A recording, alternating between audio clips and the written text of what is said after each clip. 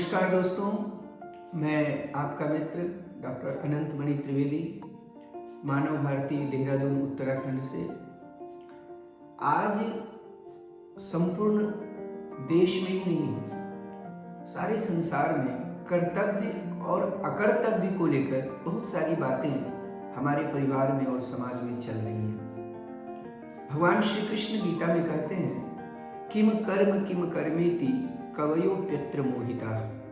बड़े बड़े विद्वान ऋषि महर्षि भी मोहित हैं, दिग्भ्रमित हैं कर्तव्य को लेकर। इंसान जिंदगी भर पढ़ता है, कमाता है, अपना परिवार समाज और जीवन चलाता है, लेकिन कर्तव्य के क्या मायने हैं, हम किस रास्ते से चले ताकि स्वांतः सुखाय के साथ साथ सर्वजन हिताय सर्वजन सुखाय के प्रति भी हमारा कुछ चिंतन हो, कुछ मनन हो, कुछ कर्तव्य और अकर्तव्य की बातें हों। इंसान कर्तव्य ही नहीं समझ पाता। मैंने कोशिश की है अपने शास्त्रों को पढ़कर वह एक निचोड़ निकालने की, जो हम सबको, खास करके विद्यार्थी वर्ग को यह बताने का प्रयास करेगा कि हमारे कर्तव्य क्या है। तो आइए सुनते हैं भारतीय मनीषियों ने, हमारे शास्त्रों ने कर्तव्य के क्या निचोड़ निकाले हैं। आचार्य मनु ने कर्तव्य के 10 लक्षण बताए हैं। धृति क्षमा दमोस्तेयम शौचमिंद्रिय निग्रह धी विद्या सत्यम क्रोधो दशकम धर्म लक्षणम। धर्म अर्थात हमारे कर्तव्य। हम सभी अपने बच्चों को बताते हैं कि हमारे कर्तव्य ही हमारे धर्म हैं, और वो जो 10 प्रकार के हमारे कर्तव्य हैं, निश्चित तौर पर हमारे और आपके मार्ग को सही दिशा में लेकर चलते हैं। पहला क्या है? धैर्य। धैर्य, बिल्कुल। धीराः शोकम तरिष्यन्ति। जो धैर्यवान व्यक्ति होता है वो किसी भी प्रकार के शोक को, दुख को पार कर जाता है। मित्रों, जीवन में परिस्थितियां चाहे जैसी भी रही हों, आपने देखा होगा श्री राम, गौतम बुद्ध, महात्मा गांधी और आज के भी बहुत सारे महापुरुषों में वो अपना धैर्य नहीं खोते। हम सबको भी धैर्यवान बनना चाहिए। अपने बच्चों को सिखाना चाहिए कि छोटी छोटी परिस्थितियों में अपने धैर्य को न खोएं। धैर्यवान व्यक्ति ही अपने लक्ष्य को प्राप्त करता है। धैर्यवान व्यक्ति ही एक दिन राजा बनता है। धैर्यवान व्यक्ति ही एक दिन अपने ध्वज को फहरा पाता है। तो हम सभी धैर्य बने, धैर्यवान बने, क्योंकि हमारे कर्तव्य में जो पहला कर्तव्य है वो है धैर्य। आइए दूसरा देखते हैं। दूसरा क्या है? क्षमा।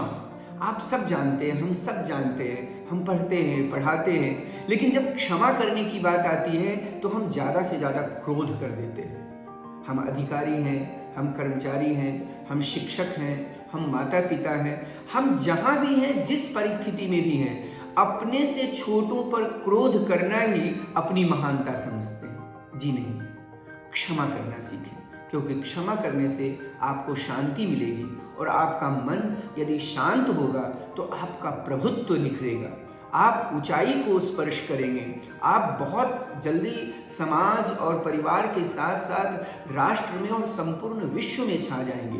तो क्षमा करना यह हमारा दूसरा कर्तव्य है।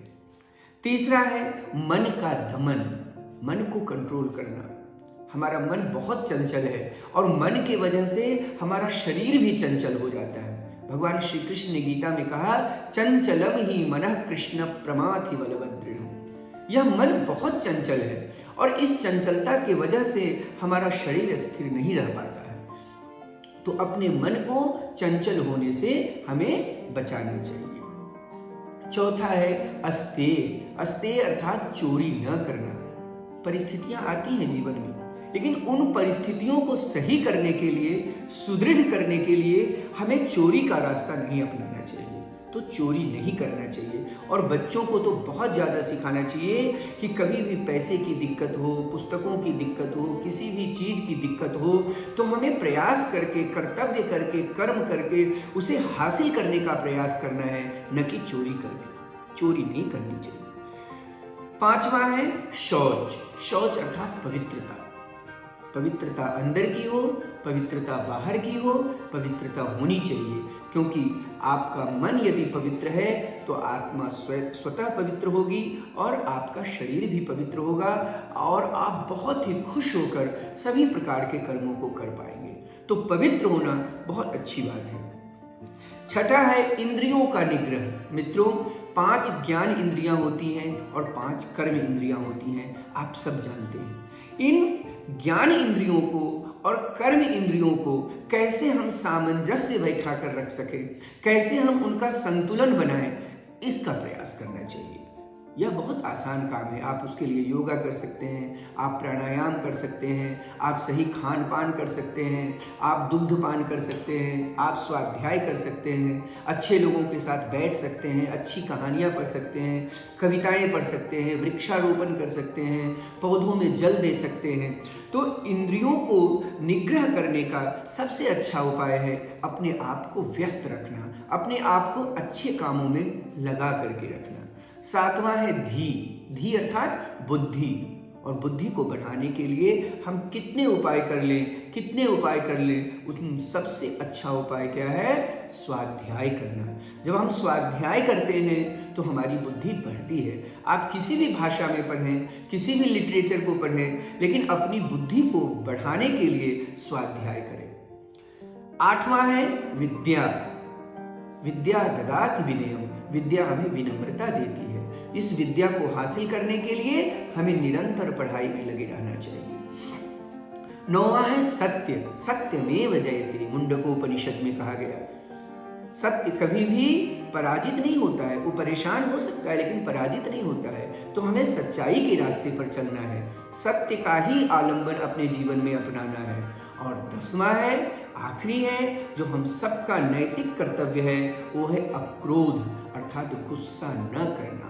कभी भी क्रोध जब हम करते हैं तो दूसरे का अहित कम करते हैं, अपना अहित ज्यादा करते हैं। भगवान श्री कृष्ण गीता के दूसरे अध्याय में कहते हैं, क्रोधाद भवति सम्मोहः, सम्मोहात् स्मृति विभ्रमः, स्मृतिर्भ्रंशात् बुद्धिनाशो, बुद्धिनाशात् प्रणश्यति। अतः क्रोध करने से, गुस्सा करने से हमें बचना है।